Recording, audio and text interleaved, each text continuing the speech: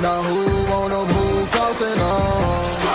Now who wanna move out on? If you got stripes, sing it, let the city know you rock 'em. Yeah, we got 'em, yeah, we fought 'em. Like that black and orange up on 'em. Finger ball 'em, never stop it. To the beast of feasting on 'em. Who they rockin' with the diamond stripes? Flossing on the ring. Cincinnati, she's our queen. We gon' show the world who king. Orange in the day, black in the night. Stripes in our veins, sparks gonna fly. The beast is awake, orange, black and white. Cause when the jungle come alive, who day we ignite. Welcome to Bengals and Brews. I'm Del Altman. Another pop-up show, guys. Like I said, this week, you just got to be following this account because we're going to do a lot of shows, especially with free agency kicking off tomorrow, basically. I mean, you can say tampering period, whatever. But I got a special guest with me, a Packers fan, so don't hate on him. He's one of the good ones, right? And I don't have a problem with Packers fans. Very good fan base, passionate fan base. But Newt Westen, man, shout out, brother. What's up? How are you? Hey, man, how we doing? Yeah, kind of like to that point. Just a little background. I was texting Dale, 3 hours ago, 2 hours ago? Like, hey, man, like, is there a way we talked about getting on a show? He's like, I could pop one up in like an hour. I was like, all right, let's do this. Sounds awesome. Yeah, you gotta go for it, man, because not everybody's schedules works out, and we like to make things happen. And I was like, hey, the wife had to work. She works like one every 4 Sundays, and this happened to be one of them. She'll be home soon, but I was like, hey, I got some time. She can't yell at me too much. She might come home and take a nap, even losing that hour everybody lost last night. Oh yeah, exactly. No, so yeah, that the weird daylight savings day that we're kind of living in. I haven't left the house yet, so I haven't had to like adjust my schedule too much, but right. It is that odd day of the year. Yeah, the only thing I said was good is that free agency starts. I said, at least, I got that. I'm an hour closer to that starting tomorrow at noon. So yeah, exactly. And I love what you said. I don't even look at, when like the actual, it's whenever tampering starts, that's when you're like, okay, we're here. Like this is effectively free agency as far as I'm concerned. So when that rolls up tomorrow, I'm sure it's going to just be like a snowstorm of just stuff coming in, headlines flying through. It always is on that first day of free agency.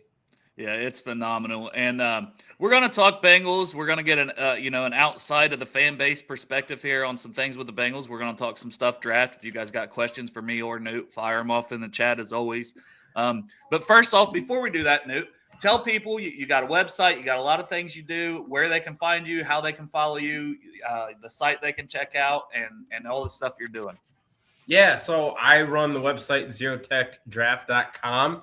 That's been definitely firing up a little bit more now that we have reached the heart of draft season. You can find Big Board there. I try to push out a mock draft at least every other week. Probably getting close to being weekly as we're kind of getting into that last month of draft season, which is kind of crazy to say. We're really getting there. And it's here. It's almost here. I was thinking about contests. I was like, we have a finite amount of time. But yeah, I run zerotechdraft.com. Like I was saying, you can find me on Twitter, X, at NFL Draft _Weston. And then kind of the biggest place, and this is actually where I got an opportunity to meet Dale for the first time, was on Mrs. R Relevant, Run Through the Draft Professor. We have a podcast every Thursday that I do. Well, he has a podcast every day. Multiple. Two or three podcasts a day. So NFL Draft Fanatic, no I in Fanatic. That's Jim that he runs that. And if you guys are looking for draft stuff across the board, he does a phenomenal job with that. But I run on Thursdays at 9 Eastern with Owen at Weekly Huddle. And that has been probably the biggest place that I've been able to share thoughts. We've done different show types and everything. But yeah, Thursdays at 9:00. If you follow any of those on Twitter, Jim's always live streaming it. And so it's been a ton of fun with that. We're running that all the way through basically the draft. I know I was talking because it's on Thursday nights and he's just like, hey, do you want to do this on the first night of the draft? And I was like, honestly, I just want to sit on my couch with a 6-pack of beer and just I want to be a fan at that moment. Just kind of react and live my own way. And I'm sure I'll be on Twitter and everything. But just kind of crazy to think about where we're getting. Yeah, this will be our third year of we've live streamed, and the first year we did all 3 days, but the last 2 years with Project Game Day, we've done a live draft event. So I'm at that on Fridays. But this year the plan is to do Thursday and Saturday the whole time and be down here talking about the picks as they roll in. It's definitely different, but I just bring the brews with me, and just do it down here and still enjoy it. So funny thing, this is also like I coached girls soccer for 3 years, and we always have games on Thursday nights. And so a lot of times it's like, we're getting second half of the game and I'm like, what's going on here? Like sprinting home. And it's just like, it seems like there's always something going on. And I'm like, man, I want to sit down and enjoy this. And this year, this is the first year I'm just taking a step back a little bit, spend some time with my family and kids. But also like being able to just like, all right, this is like the 3 days I want. And enjoy it and because you'll probably be like me. I used to and I'll do it on here, but I used to just up in the house, and I'd have a couple people come over, break out my own guide, break out my own rankings, be marking players off. Oh, absolutely. My spreadsheet will be up the entire time. Yeah. But it's just like, man, I spend so much time, and I love it. Don't get me wrong. Exactly. But I spend so much time, putting research into this and typing things up. And then it comes to the day of it, I'm catching up from, a Twitter feed or NFL.com. And it'll be nice to just sit down and watch it this year. So I'm excited about that. All right, so we'll get Bengals talk, but I think the news of the day really, and it does affect the Bengals, but it's Myles Garrett back to the Browns. Which I really want to win. Here's average annual value of $40 million on 4 more years to your current contract. Okay, let's do that too. Thoughts on the Myles Garrett contract? It's not actually 40 per year if you factor in the 2 years, which you gotta. That's another way to look at it, but. That money talks, and that money is a big thing. And when you're Duke Tobin that kind of stuck his foot in his mouth with, we're going to make Jamar the highest paid player, that is probably the biggest direct effect, even more than Trey Henderson, because they don't seem anywhere close with him regardless of that number. Yeah. Well, and so the crazy thing was, I thought if you would ask me yesterday and said, what's more likely to happen, Trey Hendrickson coming back to the Bengals or Myles Garrett going back to the Browns, I would say Trey Hendrickson in a heartbeat. I was like, because I thought – it was so far apart, and everything you had heard come out about Myles Garrett and the Browns was like, man, that is severed. They're stopping contract talks. Myles Garrett wants to play on a championship team, and I don't know if what has happened if the Browns have kind of laid out their plan and he's bought in. And I'm sure, like you said, money talks. He's putting a stamp down on history. There's not everyone that gets to be able to do that, but. Everything with him, I never thought that we'd be having this conversation today that Myles Garrett is going back to the Browns. And I mean, good this on them. Soon too, right? It didn't seem like they could fix it this soon. And I'm curious. It's how did it all happen that quick? And it was abrupt. I saw the Schefter tweet and the headline with Garrett. I'm like, where did he go? And I think I saw it first retweeted by a Titans fan, and I was immediately floored. I was like, Myles Garrett got traded. The Titans, what? And then I read it, and I was like, what? He's going back? Yeah. So I think that with it, good on Cleveland, because I think, and everyone said it, Myles Garrett has been a generational player at the defensive end position. And it's not that he's, putting up a individual season that has just been historic. He's putting consistent. Up 14 sacks this past year, 14 the year before. It's you just keep going back and back. And I don't need you to threaten to break 20 sacks. I need you to consistently be in double digits and be someone that has to be schemed around. And in no way, shape, or form do I think that by the end of this deal, the Browns are going to be really just kind of seasick over the fact that they have this guy that's got this money and he isn't producing. I think he's going to produce all the way through the end of this deal. So I don't think he sees the end of the deal is another thing I said to a friend of mine too, because that's part of it. It's 6 years, and it's not because if it goes well and they're winning and he wants to stay, they're doing well, and he says, I'm a big part of that success, and he will be because he has been and will continue to be. He's going to want a new contract because there'll be a new guy making more money. And that's just how it kind of works. So it's kind of like even the Von Miller, right, that we've seen released today that got this shiny new contract, but reality, it was 3 years. So, yeah. And that's now you might hit a role player or someone that is more of a backup, and their contract will probably be their contract. But you don't see that with these big name players. where like that contract goes through. It's either getting, altered at the end to save cap. Crosby's another example because they keep redoing his. Yeah, so like it's like when you have that much money, you can't just kind of let that sit and go from where it is. So I totally agree with that point. I'm really, really curious to see now, because of, once again, the Browns shot themselves in the foot with the Deshaun Watson deal. And I think that there's there's enough talent around there for them to be relevant, but there's a lot of holes that they also have to fill. Yes. So, and I'm sure, like, you being kind of a division rival, a lot more aware of that than others, and kind of like see some of those things. But it's definitely an interesting thing to kind of like look at and see, given all indications where we were before this.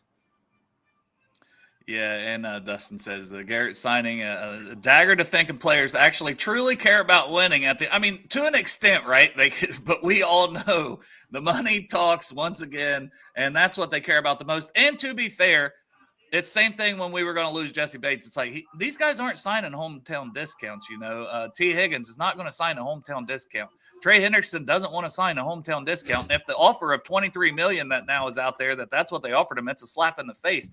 Because that is saying the percentage of cap which is even more important in how these things work, because the cap goes up, but you're spending this percentage of cap on the player, was the same amount from when they signed him originally 4 years ago. It was around 8-something%. So you're saying you're not a better player than we thought when we got you 4 years ago, and it's before you're not worth that much more value. Yeah, yeah. You got to be a bigger chunk of our pie. Is kind of the way you want to think about that. I'm curious actually, because I gotta say fuck you to Crypt Keeper real quick. Yeah, they beat a team from Michigan in the stadium in 2 years. Yeah, you're correct. You could say 4 years, Crypt, but you're not wrong. I was gonna say, like, just kind of looking, because Hendrickson, where did Hendrickson come from? I always forget that when the Bengals got him on their free agent. The Saints, which is why like the people have thrown out the Bears, because Dennis Allen connection there now that he's the D coordinator. So and then the Colts obviously with Lou there, but yeah, he was with us, and a lot of people were like, is he coming on? Is he a merchant of Cam Jordan at the time? And then he comes here, and it's like, no, he clearly was just coming on and hitting his peak. And because that was he had 1 year where he was like, it was a contract year. You might point to it and be like, he chose to X, Y, and Z. He played really well in that contract year, and then we went to the Bengals. It's like, holy shit, this guy is, heads and tails above and beyond. Probably, I don't know. Like, did you think Hendrickson was going to be this good? No, because honestly, I'll say it. Like, we were losing Carl Lawson. It was like, here we go again. You're losing a guy like Lawson. We love Lawson because he had really shown it here and was a fourth-round pick. And, you don't always hit on those guys. So we're like, bam, we got a guy here. We got this fourth-round pick. And, man, they made me look – I liked when they got Hendrickson because, like, okay, you filled it. But I'm like, I don't think he's Carl Lawson. Well, he wasn't. He was 10 times better than Carl Lawson. So that's not the way I was saying it, but he certainly proved me wrong. And, Absolutely. One of my favorite players, and it's going to hurt to lose him. So one thing that's kind of been out there, and a lot of people – and it's very tough because when a guy is wanting – this big money on an extension. We'll just say even Geno Smith, you trade a guy and their age and all these things have to factor in what you get back. He got a third-round pick. That's a quarterback. That's a guy that's going to start at quarterback for the Raiders this year. So what do you think the Bengals should – and this you have to do – I tried to at least, and it's out there, like M. Rappaport says, what the Bengals want versus what other teams might want, to give up. The Bengals are very stubborn compared to maybe a lot of other teams in a trade. But just where do you think a value for a trade, knowing it's going to be with a contract extension, would be for Trey Hendrickson in your eyes? So that's like kind of one of those things where I take a look at, and I think Brian Burns is a pretty good example last year, where if you're looking at, a player that where he's at and what do you have to do to that? And the contract extension is a huge portion of that. And Brian Burns, what did the Giants give up? An early second round pick last year. Second plus, right? Yeah, so I think that I don't think that there's what's up? I love you. That's what happens when you're on daddy duty and you got one kid on an app. You're trying to do two things at once, You're doing the best you can. And hey, if we got to cut it short at some point, just let me know. No, she's just hanging out watching some Mickey Mouse, so we're totally good. I love that though. But I was so I think that second round, when you take a look at that, but that was an early second round, and then some. I think that, you know, if the situation was right, you're not going to get anything in the teens. But if there's a team that was like really looking to make that push, you might be able to get yourself a late first round pick out of that.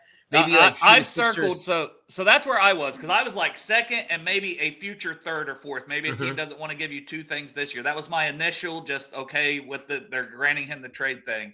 And then as it went on, and one of the teams with a lot of interest, and they do fit that criteria you're talking about, is the Commanders with pick 29. So the Commanders have pick 29 and they have $80 million in cap space, and they have a quarterback on a rookie contract that they're not going to have to pay for a few years. That's like the ideal scenario and for both teams, because they made a surprising run, contention in Super Bowl run.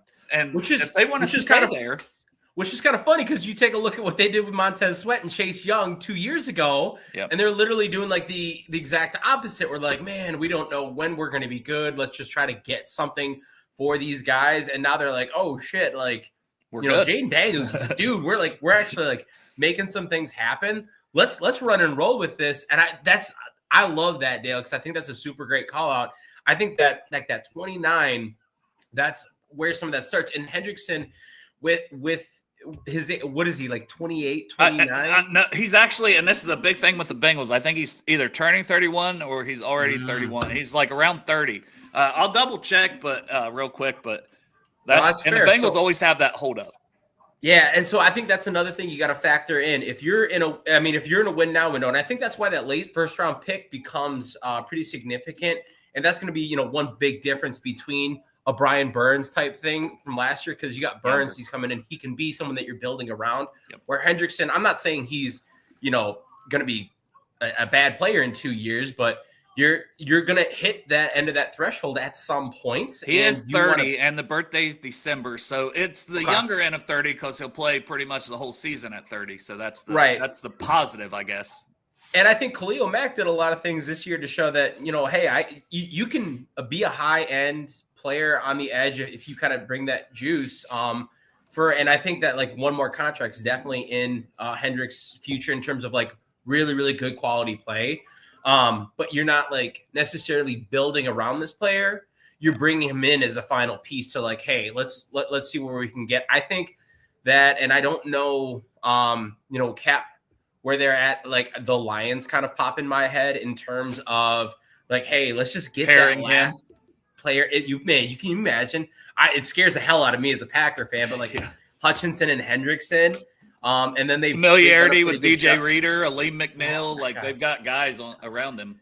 And so I think, like, to your point, yeah, you take a look at that. I think that he could definitely be one of those. And maybe, you know, I don't think the Bears are too far off where that conversation isn't out of the realm of possibility. But that's when you start hitting, like, there's no way in hell the Bears are going to trade the number 10 overall pick for that. But they've got 2 seconds. They've got 39 and 41, and those are very high seconds. So it's second. Maybe you're not going to get both seconds, but it's second. No. And I don't know how many picks they have this year. I know the Falcons were another team, but they have like 4 picks. So that's already tough when you're starting there. But it could be a future something, you know. And the Bears seem to be going. I mean, 2 veteran.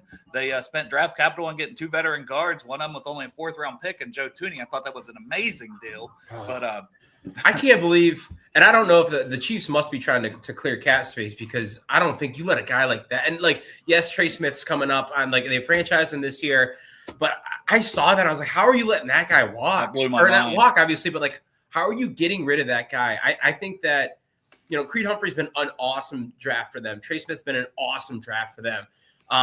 They, outside of that, have kind of like struck out in the draft in terms of like offensive linemen. And there's a lot of question marks, especially in their bookends. And when you got a guy like Thuney that can be at least like, you know, the locker room guy that he brings, I struggle to understand that one. But that's a conversation for another day. But yeah, the Bears kind of enter that because of where they're moving with some of their interior offensive linemen. And the age that comes with them. And we mentioned Montez Sweat. So, you know, if he went to the Bears, you're pairing him back up there, and they got some decent interior D linemen. along with that too. So, and they don't make that move, and the coach don't make that move if they're not planning to win. He doesn't go from, the Lions to the Bears as the head coach. So they're looking to win now. So that could be a team to monitor.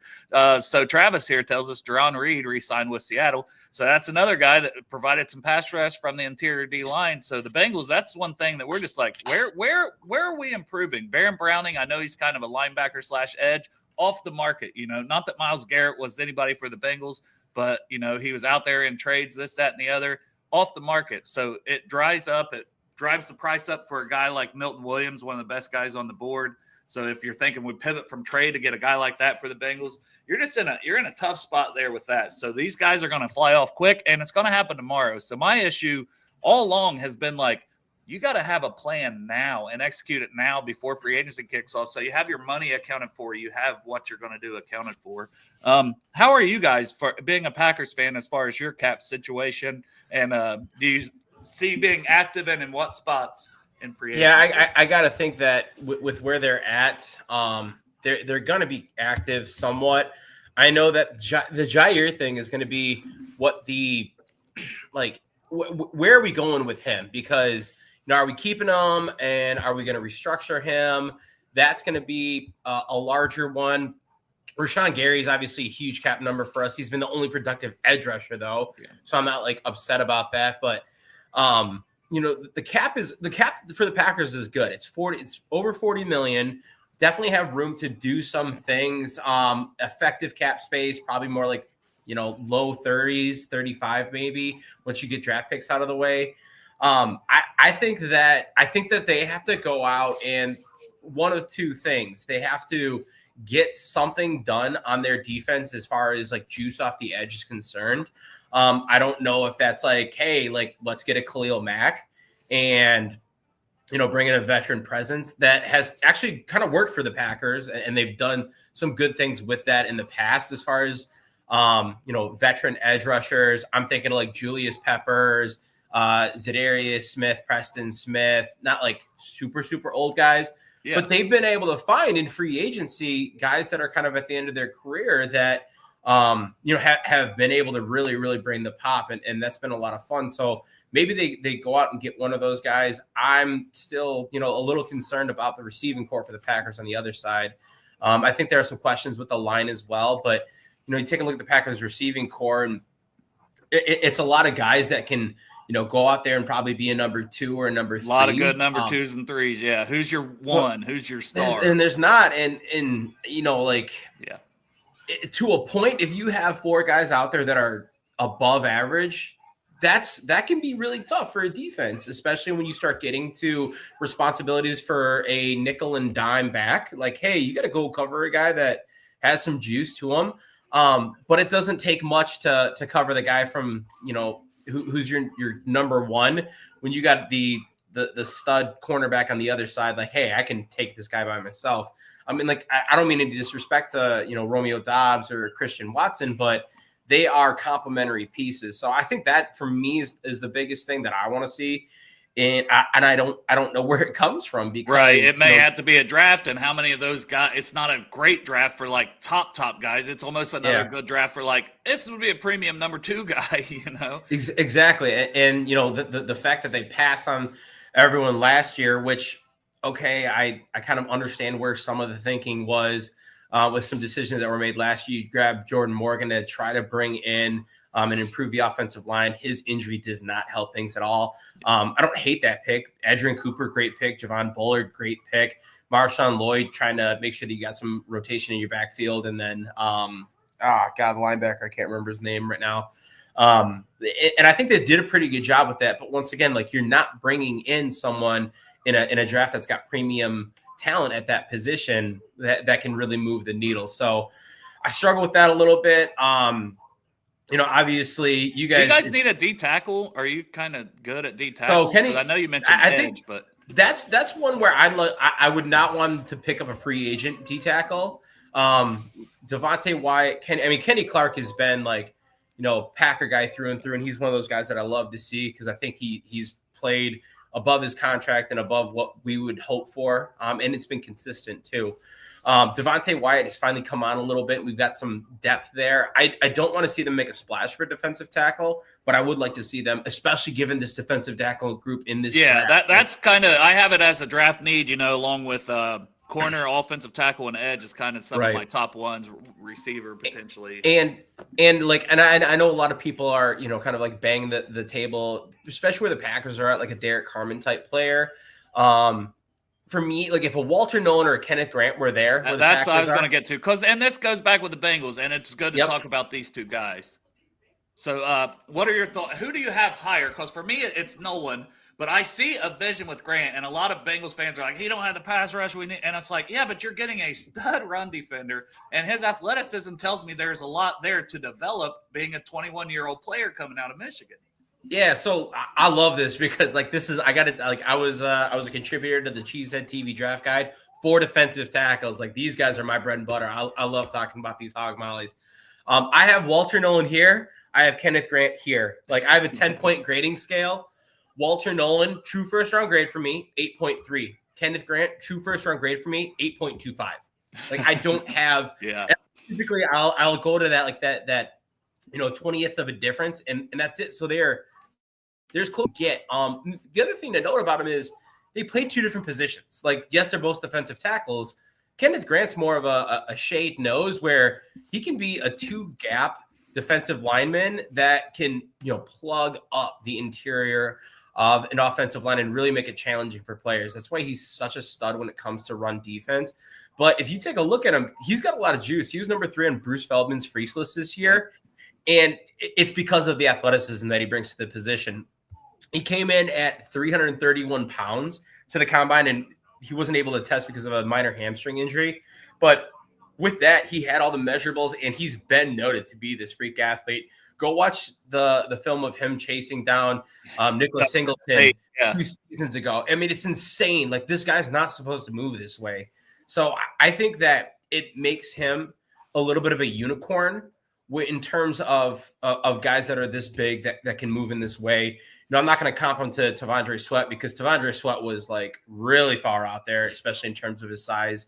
But he's definitely going to be for Kenneth Grant. He's a high-end nose tackle. He could play 3 tech depending on the defensive scheme that you have, but he's a big-bodied guy that is a pain in the ass for offensive blocking schemes. And then Walter Nolan, who is kind of not the complete opposite, but he's a 3 tech under 300 pounds.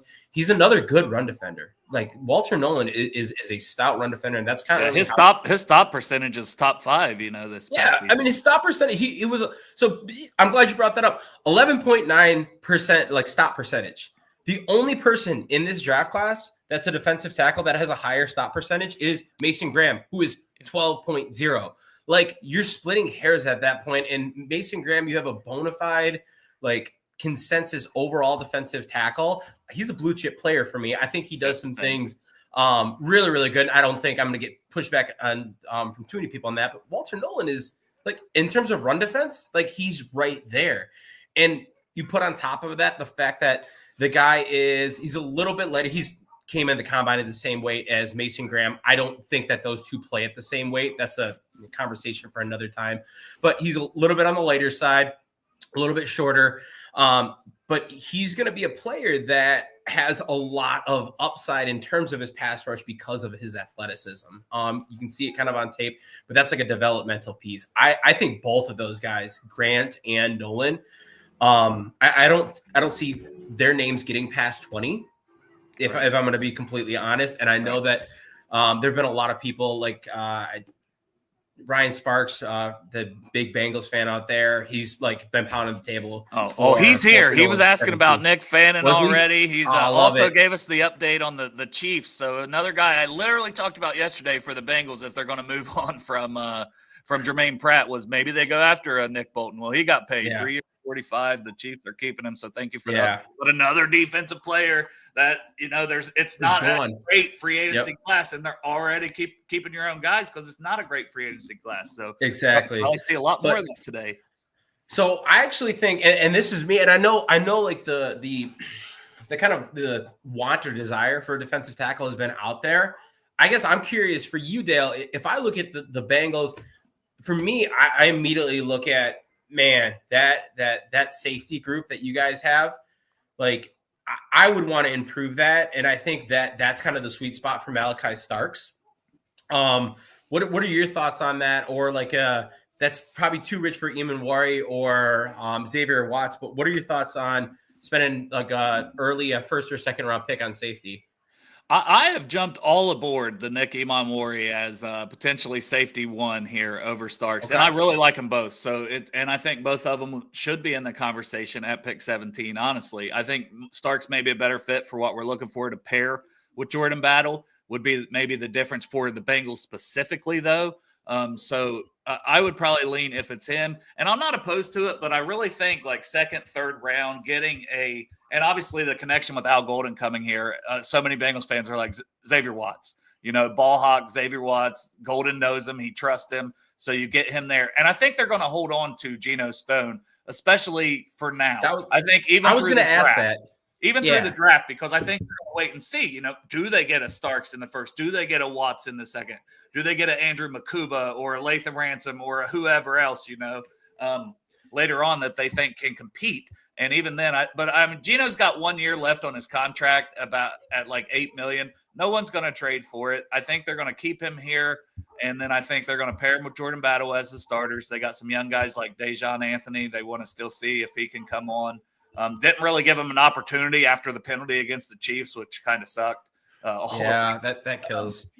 And then Tyson Anderson's a great special teams player. So they got kind of if they're going to keep Geno, they've got 4. They usually keep 4 on the roster. So it's not like a pressing need, but I think if the talent lines up there, that it's definitely one that you have to consider. So I'm more like, for me personally, and I think guard now, that's out a little bit just because of the way Booker tested, and maybe he's still worth pick 17. I mean, he's still around that range on my board, but I'm just saying the way he tested, maybe it gives a little more pause. Plus, I would like to see him go get a veteran or two here because really they're replacing Volson and Kappa.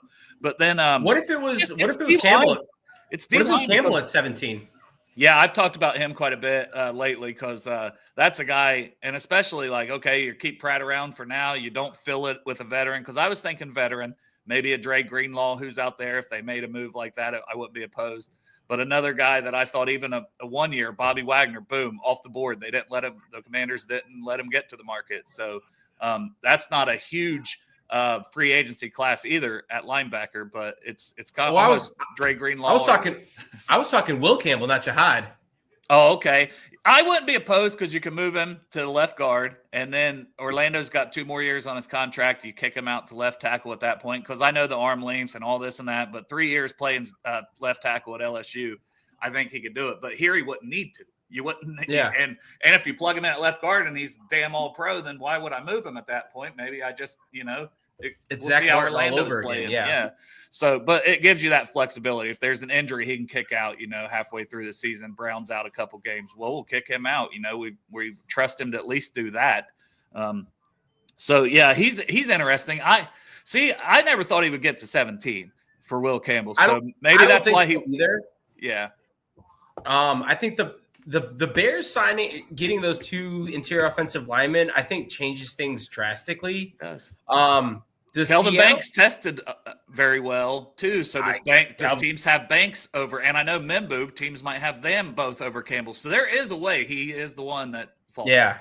Where does Seattle pick? I'm just curious. Are they? I can never remember. Are they like a pick in front of or behind the Bengals? I should know this. I've done I know. I should too. And let me. Seattle is the pick after the Bengals. Okay. Yeah. After. Yep. I was gonna say because they're one that I could see, and obviously like they've kind of like shifted maybe their mentality, getting rid of Geno and having DK be a guy that's kind of like up for trade. Maybe they're not all in on like trying to get a guy that can do this year, but they have interior line needs too. Yeah. So I think, but if they're after the Bengals, I think that I think there's a world that it's not a strong offensive line group this year. Like you said, I think Membu and Banks go before him. Maybe he's there. Possible, yeah. Lions releasing a guy you already mentioned on the show, Zadarius Smith. So maybe there's a reunion there with the Packers. There's familiarity, right? There's familiarity. I remember kind of on his way out. I don't think he was the most thrilled. Yeah. Yeah. Which sucks because I think, oh man, I really liked Zadarius Smith. It was good fun, there. like the Smith brothers and a lot of the kind of banter that was brought there. I don't know. It's just it seems like the Packers, every time we got a player that we like, Aaron Jones last year, let's just ship him out. Like, yeah, whatever. I mentioned Jihad Campbell. So what are your thoughts on here? You were talking about Will, and I immediately heard Campbell and went to him because I'm like, man, this guy's a hell of an athlete. Great production this season for Alabama. Pass rush profile, came into Alabama as a pass rusher, but was behind Will Anderson and the guy that went last, Dallas Turner. So they they moved him to linebacker. He played great at linebacker. He's sideline to sideline range. He's got everything you want in a modern linebacker. Coverage is solid. I mean, I don't know about taking a linebacker in the first. It's scary. We had a guy named Keith Rivers back in the day that we took, maybe one of the last ones the Bengals took personally, and that didn't pan out. You guys have had a little more success there, but what are your thoughts on Campbell? Let's not like right? I go back to Clay Matthews, even though he was a pass rusher. Yeah. Well, but he's an edge. I mean, Clay Matthews. I'm thinking Quay Walker now. It's just like I think that if you can get a guy, and I think the better comparison is like take a look at Micah Parsons and what he's able to do, because I think that's a little bit more how Jihad Campbell, and I think Jalen Walker's worth. Yeah, I immediately when you said him, I thought of Walker. Yeah, and because both of those guys, Campbell and Walker, they're kind of unique players. They're athletes.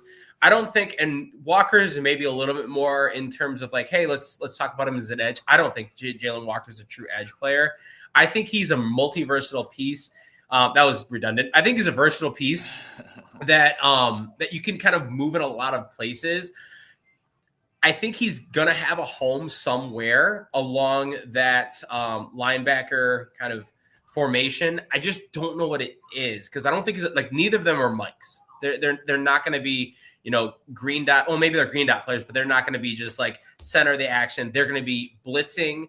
They're going to be, maybe covering the tight end. They're going to be doing a lot of different things, but that's what you want them to do. I think Jihad Campbell gives you a little bit more of that true linebacker vibe. And if you're like, hey, I need a linebacker and a linebacker solely, I'd say, all right, sweet, Campbell. I think he can do that. He's like, right now he's like 29th on my board, but I think that the conversation probably right around the Bengals is where that starts, especially as a need. And Pratt, for us, it's because of Pratt. He requested a trade too. Plus, I don't think they're looking to necessarily have him back. Like, they haven't talked about Al Golden was his linebacker coach when we went to the Super Bowl, but he's talking about Logan Wilson, who we expect to be here, and praising him. But you're not hearing the same things about Jermaine Pratt, who he coached when we went to the Super Bowl. So I think, and also Pratt was always pissed that he wasn't in on third downs. Well, Al Golden was our third down guy, and he's the one who had him off, and that was his position coach. So after he left, he got in more on third down. So I think the marriage with him is not there. So looking to pair somebody up with Logan Wilson, I think free agent makes more sense there, but I don't know who is the problem. But I'm not ruling out Campbell if they have nothing in free agency. If you had to rank them in terms of like positions you'd like, what would like the top three positions that you would want, like aside from who's on the board, because obviously that would make or break anything. What would the top three positions you'd want to see at 17 go?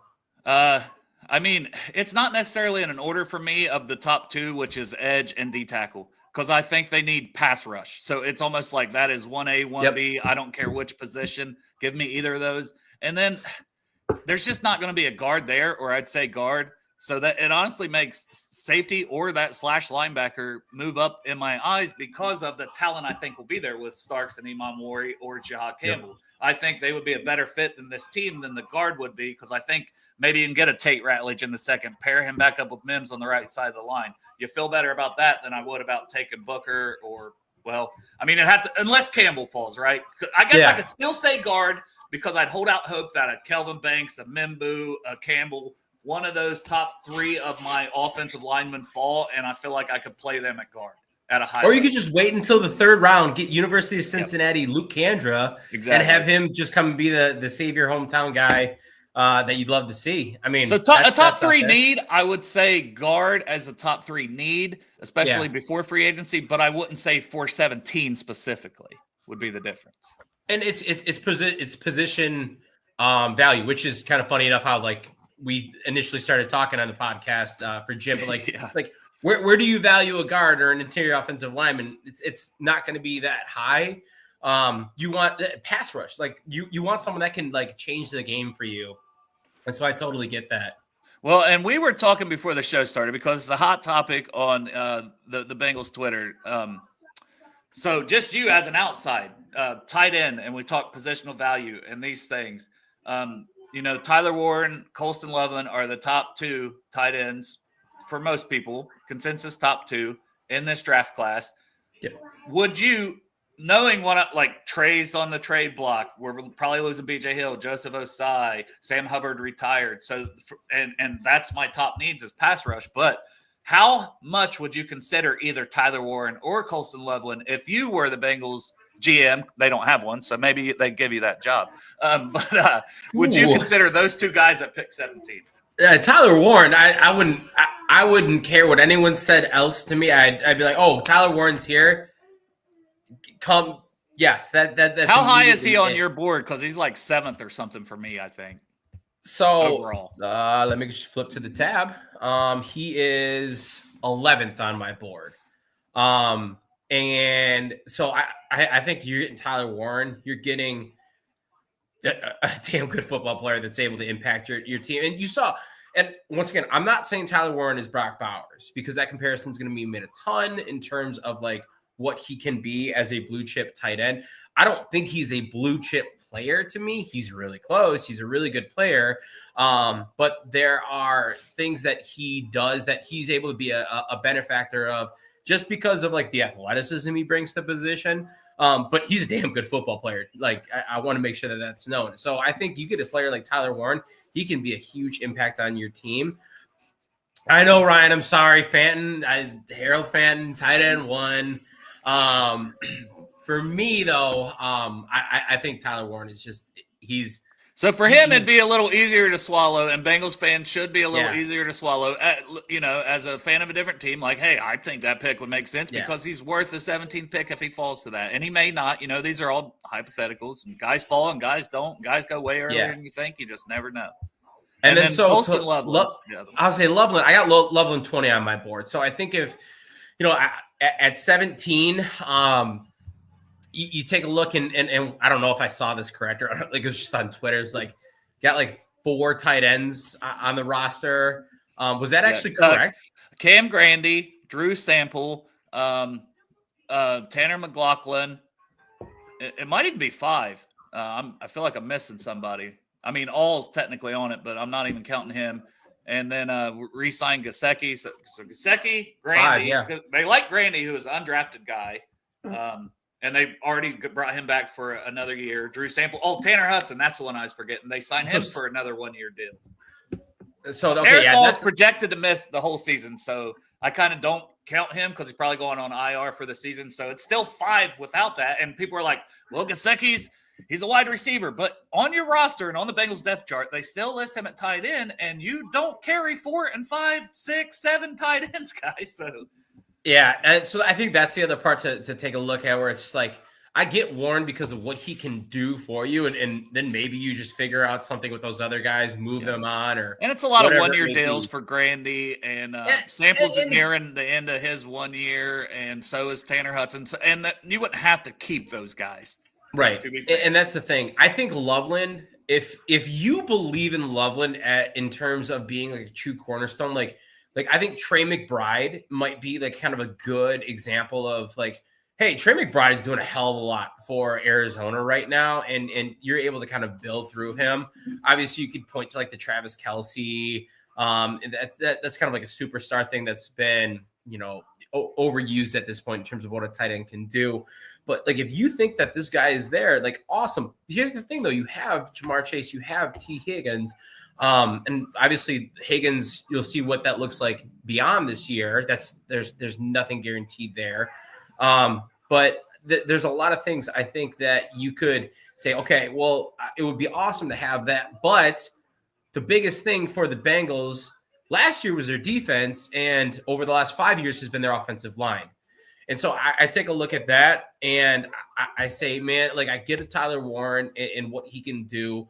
I love Colston Loveland, but I think that there are some things that need to be addressed before. Just looking at the depth chart, you go, oh, numbers wise to make your roster, you go, oh, shit, we don't hardly have anything. And we've got 5 guys right here, at least, that we have played here. McLaughlin was on the 53 all year. He didn't play, but. And the other thing is, like, I like Gesicki. I think that I think he's an adequate tight end. Like, he's going to be like kind of sitting around that league average in terms of like what he can do for you. But a lot of times that can be hard to find. Like, you're not like nothing's guaranteed in terms of that. When you start drafting guys, like, I'd love to sit here and say that, yeah, I think Colston Loveland is going to be a Pro Bowl tight end. Obviously, what he's shown over the last. Maybe not this year, a little bit. Even though they had terrible quarterback play, and he looked that's the thing. Good. Is like he was okay this year. Actually, he was actually pretty damn good. Now that I'm looking at it, he was pretty damn good still this year. But last year or 2 years ago, yeah, he was awesome. So I think Loveland's going to be a great player. I don't think that. In a vacuum, I guess, because we'll go back to a couple guys we talked about. So in a vacuum, let's say Warren's off the board because we got him higher on our board than 17. Loveland, we both think could be in that range and still be there. So in a vacuum, these 3 players are on the board. Where would you go? Walter Nolan, Kenneth Grant, Colston Loveland, for the Bengals, or if it was just even your Packers to not to have to break down the Bengals part of it. Those 3 are on the board. If I'm looking at it for the Bengals, especially, actually, I think it'd be the same because I think they're in both a similar boat. I think my pick would be Nolan. Nolan's obviously my higher defensive tackle, but with that, once again, you bring up the fact that, like, hey, Bengals need to get better in terms of pass rush. Yeah. He's going to be the one that has the higher upside with that. I love Kenneth Grant. I love his athleticism. And man, if he can like transition and be a real true 3-down player, awesome. But even if he's just like an adequate pass rusher, but he's a run stuffer, that's going to be huge for them. But Nolan's got like that build and that pedigree that he could build into that. I think almost for me, if I'm taking a look at it, I look at who's going to be a legitimate pass rusher, edge player that might still be there. Yeah, that was the next position I wanted to talk about before we ended this one was edge because we haven't talked about it a lot. And there's all these character concerns with guys like Pierce, so that hurts. And even Mike Green, which, I mean, we can say it now without, his sexual assault allegations that happened twice. So that's out there because he talked about it. That we're not breaking any news here. So he's talked about it. Never been charged with anything. Still, a lot of the main media guys after that come out still putting him in around top 15 kind of pick. Mike Green's he's number 9 on my board. Yeah, I've got him up there. I think 11 or 12 on mine. Yep. So it's like talent-wise, but it's not our job to be judge, jury, and executioner is the way I've looked at it, and let teams do their due diligence on these people. So we can only talk about them as guys who follow the draft as what we see because we don't have the same information as teams. I always like to give that caveat, but. So here's like, I don't know. I'm not saying hot take or anything like that, but you take Abdul Carter out because he's going to be gone long before that. I'm not even going to take anyone else out because I never know. Like, I might think a guy is going to be for sure top 10 pick and he's not. I kind of look and like Mykel Williams, I'm not going to include in this because he's right now. This is what hurts me, Newt, because I see, and these guys might both go before, but Mykel Williams, Shamar Stewart, I'm like, we need immediate impact. It's the same argument against Kenneth Grant and why Walter Nolan for me. I'm like, how can then I get the upside. I understand it. But if I'm losing Trey, I want a guy that I feel like can produce that edge for me. If you're feeling that same way, can we take those 2 guys out of the conversation for now? Yeah, and I like that. So like Mykel Williams, I would say no. Like don't include him in there because he's not like maybe he does. That would be awesome. But like right now he's a high level run defender, which is great. But like that's not what you want. And I think like once you start dipping below that, you're reaching on a guy that you don't need to. So like I take a look at you got Nick Skirton, and I'm higher on him. Maybe he's like in that range that's too far below. You got Mike Green. If I traded down the pick 29, because I really like he intrigues me a lot at 29. I actually think he's probably a touch better than 29. But the way a lot of the mocks have been, he's not even going in the first. So I'm like, but I would love him at 29. I think the Bengals would like him because his size and he's a better pass rusher. Yeah, and so I'm a huge Skirton fan. I've got him number 6 on my board. I love this guy. I think the size, the athleticism that he brings, and like his ability, like he's not going to be a speed rusher. He's not going to bend. He's not going to do those things, but he's going to run through a guy, and I love that about him. I think he brings a different element that is kind of being lost that he can really take advantage of. But if you take him out, and then obviously, like you talked about Shamar Stewart, I think Shamar Stewart's going to be really good too. But like if you're like, he's the developmental guy, I actually don't think he's that much of a developmental guy. I think take a look at Shamar Turner, Shamar Stewart, and I know you got to have the argument, right? Because Texas A&M and the production. What were they doing? And I think Nick Skirton talked about it, not in a bashing way, but I think his conversation with the media at the combine was something to the effect of, hey, this was what our goal was this year, and kind of like our responsibilities as the front 4 or the front 7. And if you look at it through that lens, I think it provides a lot more context, because truth be told, I was a lot lower on Shamar Stewart pre-combine. Not that I'm just throwing out the tape, but there are a lot of things like productivity, his ability to kind of be an impactful player that I was like, man, I don't see it with this guy. And for me, for Skirton, I was probably hanging on a little bit more to the Purdue tape. But you look at those 3 guys and you're like, how is it that these 3 who were bona fide, talked about talent before the year, all just had just awful productivity years? And it's got it to me. It's like the system, and I'm not saying that it's for sure, but like that Texas A&M system, I don't think did them any favors. Yeah, I would agree with that. So as we could get into maybe some of the ones for the Bengals, I mean, I think of Pierce, I think of Green, and one that Ryan mentioned there, we just Easy E is the easy way to say it, but Donovan Ezeriku from Boston College, low key I know people would say, well, in a trade down, I want him. But if you're willing to take a guy at 23 to 25 because you think he's good enough, maybe you take him at 17, especially if you got a huge need as a pass rusher. So I want to include him. And then is there any other names at edge as we think about for like first round for the potential Bengals, and let you talk about each of these guys? I don't think so. I think even like Ezeraku, if we were talking about the teens, that would be a little rich for me. I think Unman Mielen he didn't really do anything to like make that big step to push up there. So I think that like with those guys, you're there. And I'm not going to talk about him because I know that like I'm way higher than him. I'm a big Jack Sawyer fan. But obviously that's probably more consensus, like second, third round type player. But I think that you listed it off for you. I think you take a look at Mike Green, James Pierce Jr. in terms of like, hey, who can be a real pass rushing potential? Ezeraku is going to start to like be in that conversation as well. And then you got like Skirton and Stewart, who are like, all right, what are you willing to do with the guys these year? I think if Mike Green's there, it's a no questions. You snag this guy because you've seen what he can do. A little bit shorter arms. He's shorter himself as well, but that actually can kind of play to his benefit. But man, this guy is just like explosive and twitchy off the line. I think that Mike Green, with what he was able to do and the things that he has, you really, really look forward to that as a pass rushing prospect. And I think the same is true for James Pierce Jr. He's going to be your true speed edge rusher. He's got a ton of bend to him.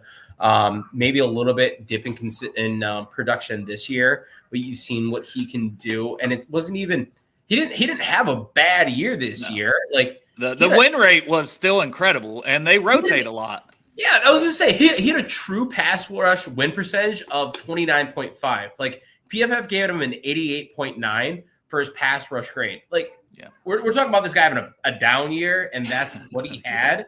It's like, okay, yeah, sign me up. And, like, now that we're, like, talking about it, it's like, okay, Mike Green, maybe some character concerns. James Pierce Jr., maybe some character concerns. Shamar Stewart, low productivity. Nick Skirton, low productivity.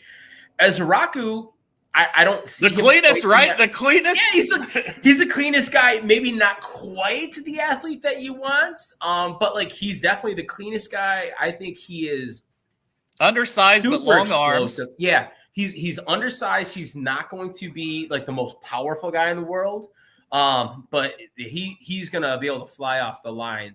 So I think that Ezeraku would be that guy. If I was a Bengals fan, I wouldn't want him at 17. Hell, as a Packers fan, I wouldn't want him at 23.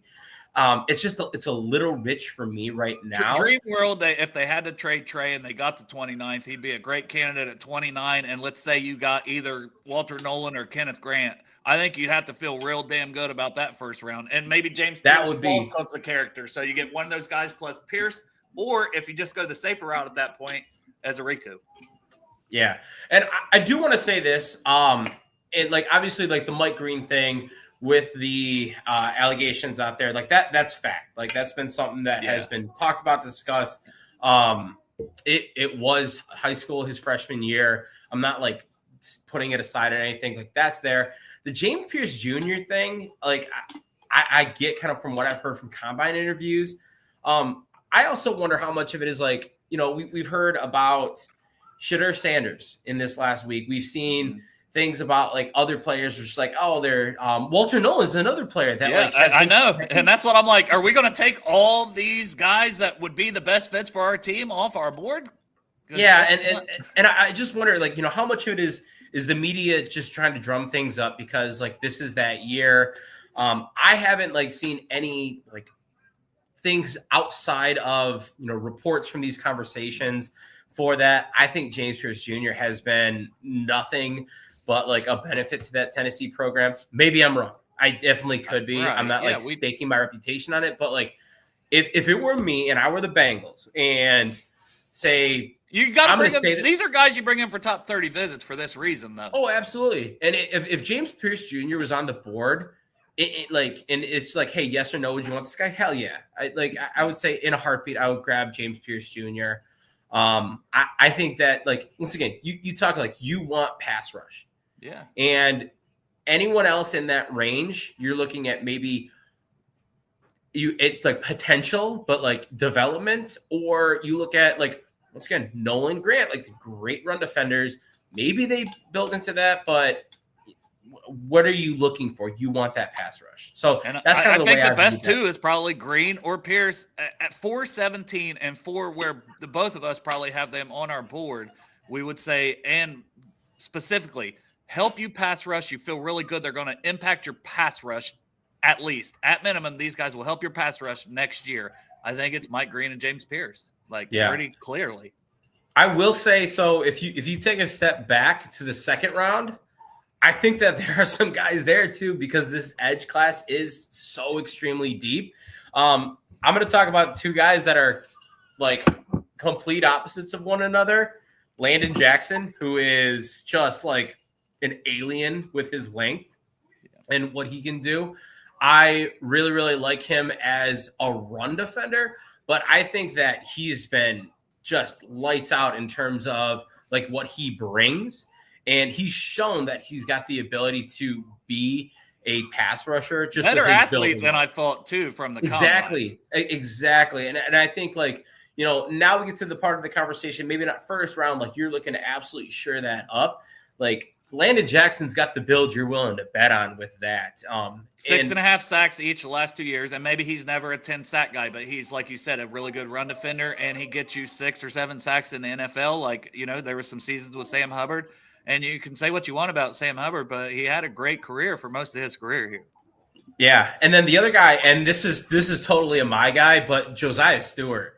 And like, once again, I'm saying opposite ends of the spectrum, 6'6", with 33 and a quarter inch arms versus 6'1" with 31 and 7/8 inch arms. But Josiah Stewart, like he plays like he's shot out of a cannon. He does. And I think that over the last couple of years, maybe teams have been like a little bit more willing to bet on that because they've seen what a high-end athlete can do. Josiah Stewart has a true pass rush win percentage of over 40%, which is stupid. Yeah, it's like, insane. That's an insane number. Now, obviously, this is the NFL. There are offensive coordinators are scheming things up well, using play action, utilizing the screen game. Everything's not, it's not 1980 out there where it's, 5-step drop and then pass it. But like, even with that still, like you're saying like, hey, 2/5 of the time when it's a passing down, this guy's going to cause havoc. Like sign me up for that. I really, really like Josiah Stewart. I think he still brings some really good run defense. He's an 8.3 stop percentage. And like, out of a guy that's 6'1", Yeah. out of a guy that is 249 pounds. Like, now, do you think that absolutely. he's going to end up in that second round, whether it's Bengals or anybody else? Because that's one I'm like, I feel so much more comfortable size-wise in the third. But Yeah, when you look at what he's done and the PFF stuff, and like it's like maybe he doesn't make it to the third round for anybody, let alone the Bengals. And so, like, that's definitely one where, like, Josiah Stewart's totally my guy. I'll own up to that immediately. I like him better than consensus. There's no doubt about it. But it's one of those where you take a look, it's kind of like that weird in between, like you're saying. Yeah. Like, you're picking in the middle of the second round. Okay, maybe he's not there. You pick in the middle of the third round, 32 picks have gone by. And that sweet spot for him is, 15 picks before your second and 15 picks before your third. I'm looking right now, consensus overall rank has him at 67. According to kind of like the stuff that I look at. So I've got him third, at 48. Yeah, exactly. Like, and he's just, it's like sitting kind of like right in the middle of that. So I've got him at 48 on my board. I really, really like him. Once again, totally understand, like, he is my guy. Maybe Princely Unman-Mielen is another guy. I don't know if he slips that far. If he does, I think he'd be, especially if you don't go with an edge or a pass rusher in your first round, he could be a guy that you're looking at like, this is a guy that we really like his length. We really like his athleticism. Especially pure pass rush wise, I Yes. think he might be the one in the second round because I don't think Easy He's getting there. And unless Pierce just has that kind of fall, he's not getting there. I don't know. As much as like I'm not like sold on Ezeraku there, he's not getting there in the second round either. I don't see how. It's the Stewart thing all over again, but like a round earlier. Yeah. Where it might be the kind of like that weird, like you talk about with the trade down. Like, I'd love to get this guy, 15 spots later. Like, well, so would everyone else, which is why someone actually is just going to take him 15 spots later and walk away with a good player. So no, I totally agree with that. I think that, yeah, realistically, Unman-Mielen, Landon Jackson, I don't know how much like for me, like a JT Tuimoloau, I wouldn't be looking for. I like JT, but he's a run guy. He's not going to be anyone that's like really flipping the table for you in terms of what you're looking for. I would feel better about Landon Jackson giving me more as a pass rusher than him. Even though they're very similar, rated on my board, they're both good run defenders. I think seeing that athleticism from Jackson would at least give me more hope to take him over. Yeah, I totally agree with that. So, but yeah, man, great episode. We're an hour in. Once again, tell everybody where to find you, and maybe we'll be able to fire another one of these off sometime before the draft. But thank you for your time, man. This was great. Yeah, I'd love that. Once again, Newt Westen, you can find me. So I run zerotechdraft.com. And so where I'm putting out, articles, mock draft, and my big board that I've been referencing throughout this entire show. You can find me on X or Twitter at NFLDraft_Weston. Kind of stay pretty active on there. But big thing is Thursdays, 9 p.m. This is our relevant podcast with NFL Draft Fanatic on the Draft Professor Network. That has been like where I've been able to, have these kind of conversations. Yeah. Once again, where I got an opportunity to work with Dale for the first time and talk about, draft, which I absolutely love. Get the chance to do that on a regular basis with Owen at Weekly Huddle and Jim at Cincy Planner. So it's been a lot of fun doing that. That's kind of where you can find me. And yeah, Dale, I would love an opportunity.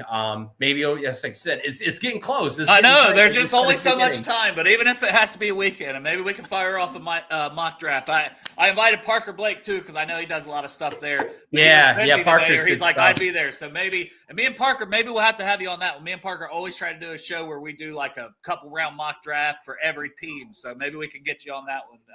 And that's usually a weekend. That's usually a weekend thing. So maybe we'd be able to work out a time easier too. Yeah, that would be awesome. But yeah, no, Dale, seriously, like I appreciate you getting me on. This is always a lot of fun to talk draft. I loved it, man. You're great. Exactly what I was hoping for. So thank you, brother.